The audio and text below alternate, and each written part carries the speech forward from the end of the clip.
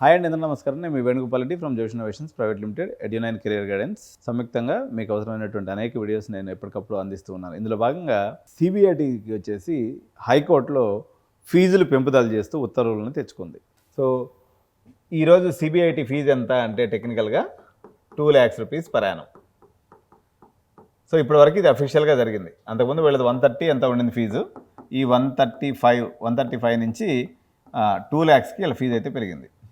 So ఈ జియో కాపీని లేకపోతే ఈ హైకోర్టు ఆర్డర్ని బేస్ చేసుకొని మిగిలిన 14 కాలేజీలు హైకోర్టు ఆర్డర్ని బేస్ చేసుకొని ఒక 14 కాలేజీలు ఏమో నిన్న మధ్యాహ్నం హైకోర్టులో లంచ్ మోషన్ పిటిషన్ వేసింది.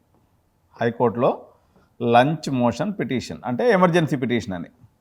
సో దీనికి కె లక్ష్మణ్ గారు జడ్జి, ఈయన ఏం చెప్పినటువంటి నిర్వచనం అంటే ఇప్పుడు దాకా మీరు ఎందుకు మా కోర్టుకు రాలేదు, కాబట్టి మీరు గవర్నమెంట్ కూడా తప్పు ఉంది, కాలేజీ వాళ్ళు కూడా ఇప్పుడు దాకా రాకపోవడం తప్పు ఉందని చెప్తూ మేమైతే ఈ దశలో ఫీజుల్ని పెంచలేము, 6 వారాల తర్వాత 6 weeks తర్వాత దీని మీద మేము రివ్యూ చేస్తామని తెలియజేస్తూ ఆ కోర్టులో పిటిషన్ అయితే కొట్టివేయడం జరిగింది.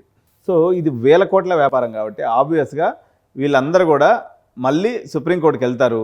ఈ కేసు ఇప్పట్లో తేలదు. లాస్ట్ ఇయర్ వచ్చేసి ఫీజుల పెంపుదల గురించి కొట్లాడుకున్నారు కాలేజీలు ప్లస్ గవర్నమెంట్, సీట్ల పెంపు గురించి. ఈసారి అదేవిధంగా ఈ ఫీజుల పెంపు విషయంలో అనిశ్చిత అయితే కొనసాగే అవకాశం ఉంది. నిజంగా మీరు ఫీజు బేరింగ్ కెపాసిటీ లేనటువంటి పేరెంట్స్ మాత్రం ఆచితూచి అడుగులేయాలి. ఎందుకంటే ఏ క్షణమైనా సుప్రీంకోర్టు డెసిషన్ వచ్చే అవకాశం ఉంది. ఫీజులు పెరిగే అవకాశం 70 to 80% ఉంది, 20% చెప్పలేము.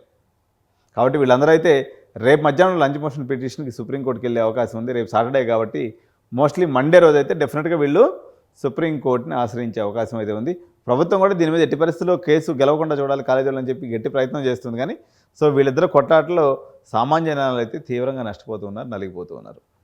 సో ఈ జరుగుతున్నటువంటి పరిణామాల మీద మీ కామెంట్స్ని తెలియజేయండి. సో ఈ వీడియో మీకు నచ్చినట్లయితే లైక్ చేయండి. Thank you so much. జై హింద్.